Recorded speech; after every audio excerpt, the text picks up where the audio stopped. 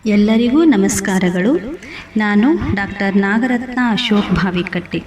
ಭಕ್ತಿ ಭಂಡಾರಿ ಬಸವಣ್ಣನವರ 891ನೇ ಜಯಂತಿಯ ಅಂಗವಾಗಿ ಧಾರವಾಡದ ಗಣಕರಂಗ ಸಂಸ್ಥೆಯು ಆಯೋಜಿಸಿರುವ ಬಸವಣ್ಣ ಕರ್ನಾಟಕದ ಸಾಂಸ್ಕೃತಿಕ ನಾಯಕ ಎಂಬ ವಿಷಯ ವಸ್ತುವನ್ನು ಒಳಗೊಂಡಿರುವ ಲೇಖನ ಸ್ಪರ್ಧೆಗೆ ನನ್ನ ಲೇಖನದ ಶೀರ್ಷಿಕೆ ಸಮ ಸಮಾಜದ ಹರಿಕಾರ. ಮತ್ತೊಮ್ಮೆ ಶೀರ್ಷಿಕೆ ಸಮ ಸಮಾಜದ ಹರಿಕಾರ. ಸುಖವೊಂದು ಕೋಟ್ಯಾನುಕೋಟಿ ಬಂದಲ್ಲಿ ಬಸವಣ್ಣನ ನೆನೆವೆ, ದುಃಖವೊಂದು ಕೋಟ್ಯಾನುಕೋಟಿ ಬಂದಲ್ಲಿ ಬಸವಣ್ಣನ ನೆನೆವೆ. ಲಿಂಗಾರ್ಚನೆಯ ಮಾಡುವಲ್ಲಿ ಬಸವಣ್ಣನ ನೆನೆವೆ, ಜಂಗಮಾರ್ಚನೆಯ ಮಾಡುವಲ್ಲಿ ಬಸವಣ್ಣನ ನೆನೆವೆ. ಬಸವಣ್ಣನ ನೆನೆದಲ್ಲದೆ ಭಕ್ತಿ ಇಲ್ಲ, ಬಸವಣ್ಣನ ನೆನೆದಲ್ಲದೆ ಮುಕ್ತಿ ಇಲ್ಲ.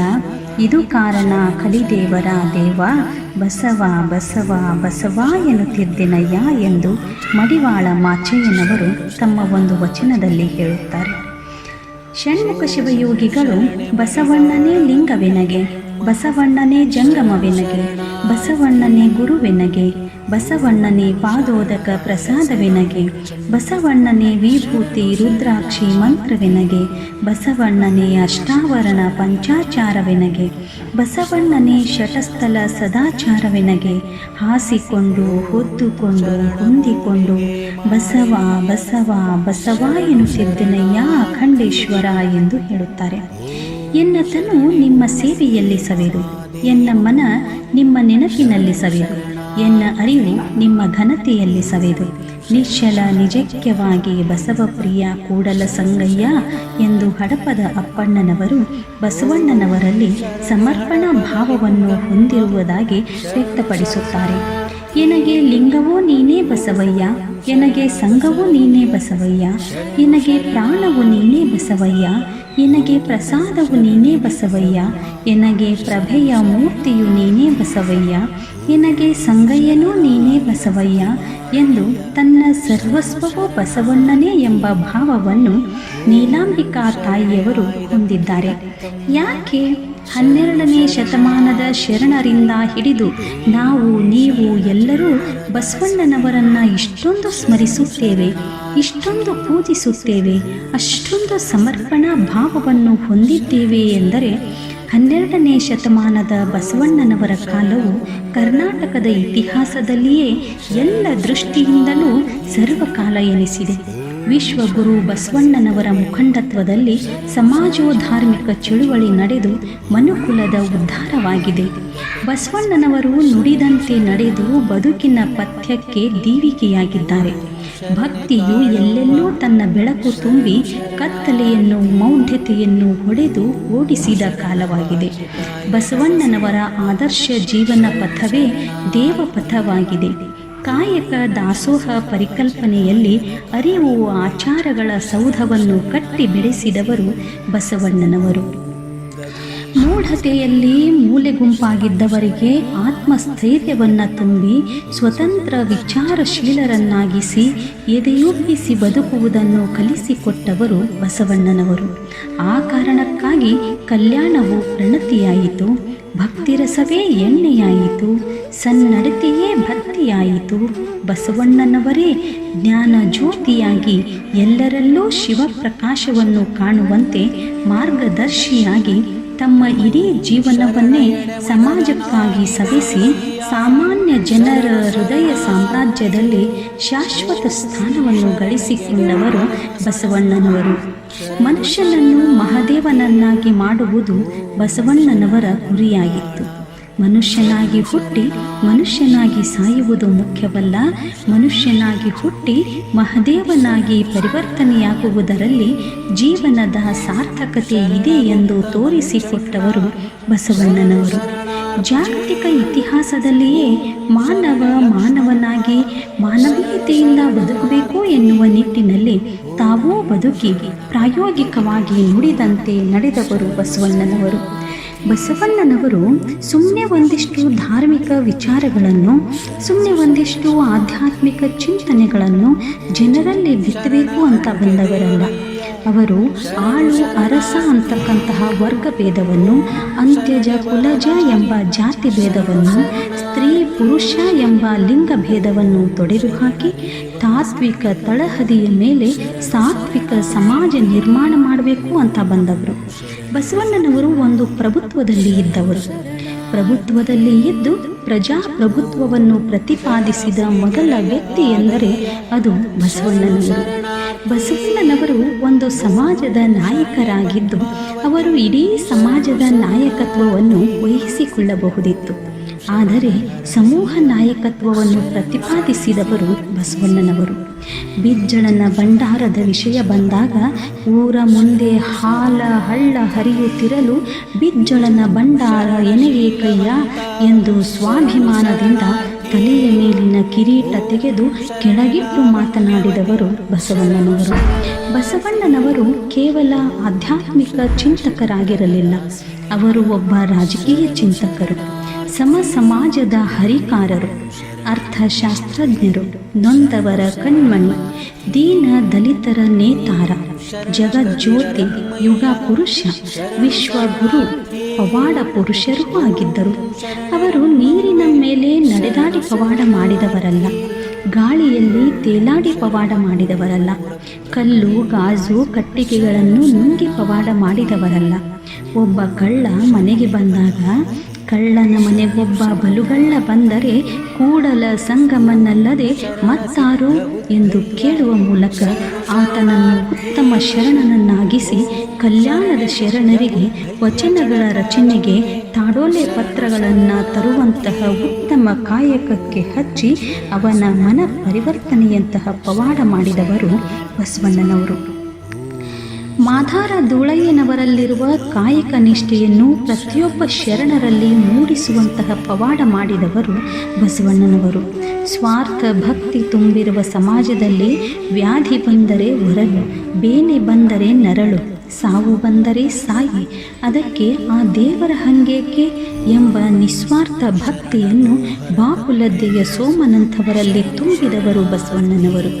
ತುಂಬಿದ ಅನುಭವ ಮಂಟಪದ ಸಭೆಯಲ್ಲಿ ಎದ್ದು ನಿಂತು ಭಾವಶುದ್ಧಿಯ ಮಾಡಿ ಶರಣರ ತಿಪ್ಪೆಯ ತಪ್ಪಲಕ್ಕಿಯ ತಂದು ನಿಶ್ಚಯಿಸಿ ಮಾಡಬೇಕು ಶಿವಂಗೆ ಕಾಯಕ ನಿಂತೀತು ಎನ್ನಾದನೆ ಎದ್ದು ಬಾ ಮಾರಯ್ಯ ಎಂಬ ದಿಟ್ಟತನದ ಮಾತುಗಳನ್ನಾಡುವ ಆಯ್ದಕ್ಕೆ ಲಕ್ಕಮ್ಮನಂತಹ ಶರಣೆಯರನ್ನು ತಯಾರು ಮಾಡಿದ್ದು ನಮ್ಮ ಬಸವಣ್ಣನವರು ಮಾಡಿದಂತಹ ಒಂದು ಪವಾಡವಾಗಿದೆ. ಅರಮನೆಯ ಅಷ್ಟ ಸುಖ ವೈಭೋಗಗಳನ್ನು ಧಿಕ್ಕರಿಸಿ ದಿಗಂಬರಿಯಾಗಿ ಕಲ್ಯಾಣದತ್ತ ಪ್ರಯಾಣವನ್ನು ಬೆಳೆಸಿ ಅಲ್ಲಿ ಕಲ್ಯಾಣದಲ್ಲಿ ಶರಣರು ಕೇಳುವ ಸಾವಿರಾರು ಪ್ರಶ್ನೆಗಳಿಗೆ ನಿರ್ಭಯವಾಗಿ ನಿರರ್ಗಳವಾಗಿ ಎಲ್ಲರ ಮನ ಮೆಚ್ಚುವಂತೆ ಉತ್ತರಿಸಿ ಎಲ್ಲರ ಹೃದಯದಲ್ಲಿಯೂ ಕೂಡ ಉತ್ತುಂಗ ಸ್ಥಾನದಲ್ಲಿ ಕುಳಿತಂತಹ ವೀರ ವೈರಾಗ್ಯ ನಿಧಿ ಅಕ್ಕ ಮಹಾದೇವಿಯಂಥವರನ್ನು ಸೃಷ್ಟಿ ಮಾಡಿದಂತಹ ಪವಾಡ ಮಾಡಿದವರು ನಮ್ಮ ಬಸವಣ್ಣನವರು. ನನ್ನ ಹೊರೆ ನಾ ಹೊತ್ತೆ, ನಿನ್ನ ಹೊರೆ ನೀ ಹೊತ್ತೆ, ಉಳಿದೊಂದು ಹೊರೆಯು ಆ ಪರಶಿವನ ಎಡೆಯು ಎಂಬ ಸ್ವಾಭಿಮಾನದ ಮಾತುಗಳನ್ನಾಡಿ ಸಾಕ್ಷಾತ್ ಪರಮಾತ್ಮನಿಂದಲೇ ಕೆಲಸ ಮಾಡಿಸಿಕೊಂಡ ನೇರ ನಿಷ್ಠುರವಾದಿ ಅಮುಗೆ ದೇವಯ್ಯ ಹಾಗೂ ರಾಯಮ್ಮರಂತಹ ಶರಣರನ್ನು ಸೃಷ್ಟಿ ಮಾಡಿದ್ದು ಬಸವಣ್ಣನವರು ಮಾಡಿದಂತಹ ಪವಾಡವಾಗಿದೆ. ಯಾಕೆ ನಾವು ಬಸವಣ್ಣನವರನ್ನು ಸಮೂಹ ನಾಯಕತ್ವದ ಒಂದು ಬಹುದೊಡ್ಡ ಚೇತನ ಎಂದು ಕರೆಯುತ್ತೇವೆ ಎಂದರೆ ಅವರು ನಾಯಕರಾಗಲು ಬಯಸಲಿಲ್ಲ. ದಲಿತ ದಮನಿತರ ಧ್ವನಿಯಾಗಿ ಅವರನ್ನು ಮಾತನಾಡಲು ಹಚ್ಚಿದರು. ಸಮಾಜವನ್ನು ತಿದ್ದಬೇಕು ಎಂದು ಹೊರಟವರಲ್ಲ, ಸಮಾಜವನ್ನು ಬದಲಾಯಿಸುವ ಅರಿವನ್ನು ಜ್ಞಾನವನ್ನು ಸಾಮಾನ್ಯ ಜನರಲ್ಲಿ ತುಂಬಿದವರು. ಸಮಾಜವನ್ನು ತಿದ್ದಬೇಕು ಎಂಬ ಮನೋಭಾವವನ್ನು ಜನತೆಯಲ್ಲಿ ಮೂಡಿಸಿದವರು. ಅದರ ಜೊತೆಗೆ ವರ್ಣ ವ್ಯವಸ್ಥೆಯ ನೆಲೆಗಟ್ಟನ್ನು ಅನುಭವ ಮಂಟಪದ ಮೂಲಕ ಮುರಿದು ಹಾಕಿ ಮಾನವನಾಗಿ ಮಾನವೀಯತೆಯಿಂದ ಒಪ್ಪಿಕೊಂಡು ನಡೆಯಲು ಇರುವ ಅಡೆತಡೆಗಳಾದ ವೇದ ಶಾಸ್ತ್ರ ಪುರಾಣ ಆಗಮ ಸಂಸ್ಕೃತಗಳೆಲ್ಲವನ್ನು ಕಟ್ಟಿ ಒಗೆದು ವೇದಕ್ಕೆ ಒರೆಯ ಹಚ್ಚುವೆ, ಶಾಸ್ತ್ರಕ್ಕೆ ನಿಘಣವನಿಕ್ಕುವೆ ಎಂದು ಹೇಳುವ ಮೂಲಕ ಎಲ್ಲ ಕಟ್ಟಳೆಗಳನ್ನು ಮುರಿದು ಅತ್ಯಂತ ಸರಳವಾದ ಸಾಮಾನ್ಯ ಧರ್ಮವನ್ನು ಪ್ರತಿಪಾದಿಸಿ ಇಷ್ಟಲಿಂಗವನ್ನು ಪರಿಚಯಿಸಿದವರು ಬಸವಣ್ಣನವರು. ಸಮಾಜ ಬದಲಾವಣೆ ಆಗಬೇಕು ಎಂದು ಬಯಸಿದ ಅವರು ದೇವಾಲಯವನ್ನು ತಿರಸ್ಕರಿಸಿ ದೇಹಾಲಯವನ್ನು ಪುರಸ್ಕರಿಸಿದವರು. ಈ ಮೂಲಕ ಸ್ಥಾವರಕ್ಕೆ ಅಳಿವುಂಟು, ಜಂಗಮಕ್ಕೆ ಅಳಿವಿಲ್ಲ ಎಂದು ಬೋಧಿಸಿ ಪ್ರತಿಯೊಬ್ಬರೂ ದೇಹವೇ ದೇಗುಲ ಎನ್ನುವ ಮನೋಭಾವನೆಯನ್ನು ಹೊಂದುವ ಹಾಗೆ ಮಾಡಿದವರು ಬಸವಣ್ಣನವರು. ವಿಶ್ವದ ಪ್ರಥಮ ಪ್ರಜಾ ಸಂಸತ್ತು ಎನಿಸಿಕೊಂಡ ಅನುಭವ ಮಂಟಪವನ್ನು ಕಟ್ಟಿ ವಚನ ಸಂವಿಧಾನವನ್ನು ರಚಿಸಿದವರು ಬಸವಣ್ಣನವರು. ಅವರ ವಚನಗಳ ಧರ್ಮ ಒಂದೇ, ಅದು ಜೀವನ ಧರ್ಮ. ಅವರ ವಚನಗಳ ಮತ ಒಂದೇ, ಅದು ಮನುಜ ಮತ. ಅವರ ವಚನಗಳ ಪಥ ಒಂದೇ, ಅದು ಶಿವಪಥ. ಅನುಭವವೇ ಅದರ ಅಂತರಂಗ, ಸಮಾಜವೇ ಅದರ ಕನಸು. 1948 ಡಿಸೆಂಬರ್ 10ರಂದು ವಿಶ್ವಸಂಸ್ಥೆ ಸಾರ್ವತ್ರಿಕ ಘೋಷಣೆ ಮಾಡಿದಂತಹ ಮಾನವ ಹಕ್ಕುಗಳಲ್ಲಿ ಸುಮಾರು 16 ಹಕ್ಕುಗಳನ್ನು 12ನೇ ಶತಮಾನದಲ್ಲಿಯೇ ಶರಣರು ಅನುಭವಿಸುವಂತೆ ಮಾಡಿದವರು ಬಸವಣ್ಣನವರು. ಯಾವ ಒಂದು ಅಸ್ಪೃಶ್ಯತೆಯ ನೆಲೆಯೊಳಗೆ ಶರಣರನ್ನು ಕಾಣುವಂತಹ ಪ್ರಯತ್ನ ನಡೆಯಿತೋ ಆ ಒಂದು ಮನೋಭಾವಕ್ಕೆ ದೊಡ್ಡ ಕೊಡಲಿ ಪೆಟ್ಟು ಕೊಟ್ಟವರು ಬಸವಣ್ಣನವರು. ಮಾದಾರ ಚೆನ್ನಯ್ಯ, ಡೋಹರ ಕಕ್ಕಯ್ಯ, ಮಾದಾರ ಧೂಳಯ್ಯ, ಹಡಪದ ಅಪ್ಪಣ್ಣ ಮುಂತಾದವರ ಜೊತೆ ಭುಜಕ್ಕೆ ಭುಜ ಹಚ್ಚಿಕೊಂಡು ಬಸವಣ್ಣನವರು ಕೂತರಲ್ಲವೇ ಅದು ಬೇಕಾಗಿತ್ತು ಅಂದಿನ ಸಮಾಜಕ್ಕೆ. ಬಿದ್ದವರನ್ನು, ನೊಂದವರನ್ನು, ಬೆಂದವರನ್ನು ಮೇಲೆತ್ತಿ ಎದೆಗವಚಿ ಸಂತೈಸುವ ಕೈ ಬಸವಣ್ಣನವರದು ಮಾತ್ರ ಆಗಿತ್ತು. ಅಂತಹ ಸಮಾಜದಲ್ಲಿ ಒಂದು ಐತಿಹಾಸಿಕ ದಾಖಲೆಯನ್ನು ಸೃಷ್ಟಿಸಿದವರು ಬಸವಣ್ಣನವರು. ಅಲ್ಲದೆ ಸ್ವಾಭಿಮಾನಿ, ನಿಸ್ವಾರ್ಥ, ಕಾಯಕನಿಷ್ಠ ಶರಣರನ್ನು ರೂಪಿಸಿದವರು ಬಸವಣ್ಣನವರು. ಯಾಕೆ ಈ ಜಗತ್ತಿನಲ್ಲಿ ಬಸವಣ್ಣನವರು ಒಂದು ದೊಡ್ಡ ಶಕ್ತಿಯಾಗಿ ನಿಲ್ಲುತ್ತಾರೆ ಎಂದರೆ, ಯಾಕೆ ಬಸವಣ್ಣನವರ ಹೆಸರನ್ನು ಕೇಳಿದರೆ ನಮ್ಮ ಮೈಯಲ್ಲಿ ಪುಳಕ ಉಂಟಾಗುತ್ತದೆ ಎಂದರೆ, ನಮ್ಮ ನರನಾಡಿಗಳಲ್ಲಿ ರೋಮಾಂಚನ ಉಂಟಾಗುತ್ತದೆ ಎಂದರೆ, ಅವರು ಜಗತ್ತಿನಲ್ಲಿ ವೃತ್ತಿ ಮೌಲ್ಯವನ್ನು, ವೃತ್ತಿ ಗೌರವವನ್ನು ತಿಳಿಸಿಕೊಟ್ಟವರು. ಕಾಯಕಕ್ಕೆ ದೈವತ್ವವನ್ನು ತಂದುಕೊಟ್ಟವರು. ಅಸ್ಪೃಶ್ಯರ ಮನೆಯ ಒಳಗೆ ಅವರ ಜೊತೆಯಲ್ಲಿ ಕುಳಿತು ಅಮೃತಕ್ಕೆ ಸಮಾನವಾದ ಅಂಬಲಿ ಸವಿದು ಖುಷಿ ಪಟ್ಟವರು ಬಸವಣ್ಣನವರು.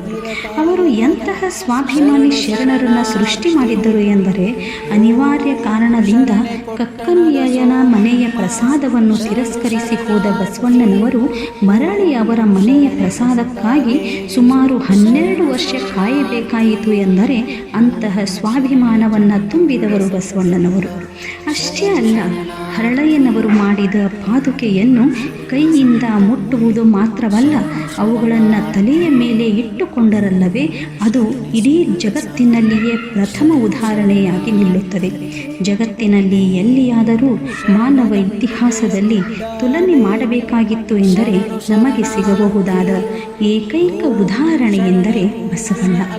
ಉಭಯದ ಹಂಗು ತೊರೆದು ಉಪಮಾತೀತನಾದ ನಮ್ಮ ಬಸವಯ್ಯನು ಎಂದು ನೀಲಾಂಬಿಕ ತಾಯಿಯವರು ತಮ್ಮ ವಚನದಲ್ಲೇ ಹೇಳುತ್ತಾರೆ. ಸಮಾನತೆಯ ಆಧಾರದ ಮೇಲೆ ಸಮಾಜ ಕಟ್ಟ ಬಯಸಿದ ಬಸವಣ್ಣನವರ ಜಾತಿಯನ್ನು ಇವತ್ತಿನ ದಿನ ಹುಡುಕಲು ಹೊರಟ ಅಜ್ಞಾನಿಗಳಿಗೆ ಏನು ಹೇಳಬೇಕು? ದಯೆಯನ್ನು ಬಿಟ್ಟರೆ ಬೇರೆ ಧರ್ಮವಿಲ್ಲ. ಸಕಲ ಜೀವಾತ್ಮರಿಗೆ ಲೇಸ ಬಯಸುವ ಧರ್ಮ ನಿಜವಾದ ಧರ್ಮ ಎಂಬುದನ್ನು ಸಾರಿದ್ದು ಬಸವಣ್ಣನವರು. ಮೂಢ ಜನರನ್ನು ಸ್ವರ್ಗ ನರಕಗಳ ಕಲ್ಪನೆಯಿಂದ ಹೊರತಂದು ಆಚಾರವೇ ಸ್ವರ್ಗ, ಅನಾಚಾರವೇ ನರಕ ಎಂಬ ಕಲ್ಪನೆ ಮೂಡಿಸಿದವರು ಬಸವಣ್ಣನವರು. ಲಿಂಗ ತಾರತಮ್ಯವನ್ನು ತೊಡೆದು ಒಳಗೆ ಸುಳಿಯುವ ಆತ್ಮ ಗಂಡು ಅಲ್ಲ ಹೆಣ್ಣು ಅಲ್ಲ ಎಂಬ ಸಮಾನತೆಯನ್ನು ಪ್ರತಿಪಾದಿಸಿದವರು ಬಸವಣ್ಣನವರು. ಪರಸ್ತ್ರೀಯನ್ನು ಮಹಾದೇವಿ ಎಂಬೆ ಎಂದು ಹೇಳುವ ಮೂಲಕ ಸ್ತ್ರೀಯರಿಗೆ ಸಮಾನತೆಗೂ ಹೆಚ್ಚಿನ ಸ್ಥಾನ ನೀಡಿ ಹೋರಾಟದ ಚಿಂತನೆ ಮೂಡಿಸಿದವರು ಬಸವಣ್ಣನವರು. ಅನುಭವ ಮಂಟಪವನ್ನು ಅಜ್ಞಾನಿಗಳನ್ನು ಜ್ಞಾನಿಗಳನ್ನಾಗಿಸುವ, ಭವಿಗಳನ್ನು ಭಕ್ತರನ್ನಾಗಿಸುವ, ದೀನ ದಲಿತರನ್ನು ಮೇಲೆತ್ತುವಂತಹ ಆಧ್ಯಾತ್ಮಿಕ ಆಸ್ಪತ್ರೆಯನ್ನಾಗಿಸಿದವರು ಬಸವಣ್ಣನವರು. ಈ ಸಂದರ್ಭದಲ್ಲಿ ಅಲ್ಲಮ ಪ್ರಭುಗಳು ಒಂದು ವಚನದಲ್ಲಿ ಹೇಳುತ್ತಾರೆ, ಅಂಗದೇಹಿ ಲಿಂಗೋದಕವ ಕೊಳಬಹುದಲ್ಲದೆ ಲಿಂಗದೇಹಿ ಲಿಂಗೋದಕವ ಕೊಳಬಹುದೇ? ರೋಗಿ ಔಷಧಿಯ ಕೊಳಬಹುದಲ್ಲದೆ ನಿರೋಗಿ ಔಷಧವ ಕೊಳಬಹುದೇ ಎಂದು ಅಲ್ಲಮ ಪ್ರಭು ಕೇಳುತ್ತಾರೆ. ಅಂದರೆ ಅನುಭವ ಮಂಟಪವು ಆಧ್ಯಾತ್ಮಿಕ ಆಸ್ಪತ್ರೆಯನ್ನಾಗಿ ಮಾಡಿ ಸ್ವಾಸ್ಥ್ಯ ಸಮಾಜದ ನಿರ್ಮಾಣ ಮಾಡುವ ಪ್ರಯತ್ನ ಮಾಡಿದವರು ಬಸವಣ್ಣನವರು. ಎನಗಿಂತ ಕಿರಿಯರಿಲ್ಲ, ಶಿವಭಕ್ತರಿಗಿಂತ ಹಿರಿಯರಿಲ್ಲ ಎಂದು ಹೇಳುವ ಮೂಲಕ ಎಲ್ಲರ ಮನೋಭಾವದಲ್ಲಿ ಅತ್ಯಂತ ಎತ್ತರಕ್ಕೆ ಹೋದವರು ಬಸವಣ್ಣನವರು. ಅವರ ಅಭಿಮತದಲ್ಲಿ ಮೇಲಾಗಲೊಲ್ಲದು ಕೀಳಾಗಲೊಲ್ಲದೆ, ಕೀಳಿಂಗಲ್ಲದೆ ಹಯನು ಹರಿಯುವುದು ಎನ್ನುತ್ತಾರೆ. ಅವರ ಮಾತಿನಂತೆ ನಾವು ಎಷ್ಟೇ ಎತ್ತರಕ್ಕೆ ಏರಿದರೂ ಆಕಳ ಬೆನ್ನಿನ ಮೇಲೆ ಕುಳಿತರೆ ಅಮೃತಕ್ಕೆ ಸಮಾನವಾದ ಹಾಲು ಸಿಗುವುದಿಲ್ಲ. ಹಾಲು ಬೇಕಿದ್ದರೆ ಆಕಳ ಕಾಲಿನ ಹತ್ತಿರ ಕುಳಿತಾಗಲೇ ಹಾಲು ಸಿಗುವುದು. ಅಂದರೆ ಯಾರು ವಿನಯ ವಿಧೇಯತೆಯನ್ನು ಹೊಂದುವರೋ ಅವರಿಗೆ ಮಾತ್ರ ಉತ್ತಮ ಪ್ರತಿಕ್ರಿಯೆ ಸಿಗಲು ಸಾಧ್ಯ ಎಂಬ ಸತ್ಯದ ಅರಿವನ್ನು ಬಸವಣ್ಣನವರು ಮಾಡಿಸಿಕೊಟ್ಟರಲ್ಲದೆ ಕಿಂಕರತ್ವದಿಂದ ಶಂಕರತ್ವಕ್ಕೆ ಏರಿದವರು ಬಸವಣ್ಣನವರು. ಬಸವಣ್ಣನವರು ಇಂತಹ ಕಾಯಕ ದಾಸೋಹ ಎಂಬ 2 ಮಗ್ಗಲುಗಳನ್ನು ಅರ್ಥಶಾಸ್ತ್ರಕ್ಕೆ ಕೊಟ್ಟು ಕಲ್ಯಾಣ ರಾಜ್ಯದ ನಿರ್ಮಾಣಕ್ಕೆ ಶ್ರಮಿಸಿದರು. ತಮ್ಮ ವಚನಗಳ ಮೂಲಕ ಸಮಾಜ ಶೋಧ, ವ್ಯಕ್ತಿತ್ವ ಶೋಧಗಳನ್ನು ಮಾಡಿಕೊಂಡು ಸಾಮಾಜಿಕ ಜವಾಬ್ದಾರಿಯನ್ನು, ಕಾವ್ಯ ಧೋರಣೆಯನ್ನು ತೋರ್ಪಡಿಸಿದ್ದಾರೆ. ಬಸವಣ್ಣನವರು ಸಮಾಜದಲ್ಲಿ ಸಮಾನತೆಯ ಒಂದು ಆಶಾ ಜ್ಯೋತಿಯಾಗಿ ಸಮಾಜದ ಹರಿಕಾರರಾಗಿ ಬೆಳಗಿರುವರಲ್ಲದೆ ತಮ್ಮ ಸಂಪರ್ಕಕ್ಕೆ ಬಂದ ಅನೇಕ ಜನ ಶರಣರನ್ನು ಕೂಡ ಬೆಳಗಲು ಹಚ್ಚಿದ್ದಾರೆ. ಇಂಗ್ಲಿಷ್ ಚಿಂತಕ ಸರ್ ಆರ್ಥರ್ ಮಿಲ್ಸ್ ರವರು legends May say anything but Basava was the first social thinker of the world ಎಂದು ಗೌರವದಿಂದ ಹೇಳಿರುವುದು ಸತ್ಯವಾದ ಮಾತಾಗಿದೆ. ಹೀಗಾಗಿ ಬಸವಣ್ಣನವರು ಕೇವಲ ಕರ್ನಾಟಕದ ಸಾಂಸ್ಕೃತಿಕ ನಾಯಕ ಮಾತ್ರವಲ್ಲ, ಇಡೀ ಭಾರತದ ಸಾಂಸ್ಕೃತಿಕ ನಾಯಕ ಎಂದೇ ಹೇಳಬಹುದಾಗಿದೆ. ಲಂಡನ್ನಿನ ಥೀಮ್ಸ್ ನದಿಯ ದಂಡದ ಮೇಲೆ ಬಸವಣ್ಣನವರ ಮೂರ್ತಿಯನ್ನು ಸ್ಥಾಪನೆ ಮಾಡಿರುವುದು ಅವರ ವ್ಯಕ್ತಿತ್ವಕ್ಕೆ ಹಿಡಿದ ಕನ್ನಡಿಯಾಗಿದೆ. ಇದನ್ನು ಗಮನಿಸಿದರೆ ಬಸವಣ್ಣನವರು ಜಾಗತಿಕ ಸಾಂಸ್ಕೃತಿಕ ನಾಯಕರೂ ಆಗಿದ್ದಾರೆ ಎಂಬುದು ನನ್ನ ಅಭಿಪ್ರಾಯ. ಎಲ್ಲರಿಗೂ ಧನ್ಯವಾದಗಳು.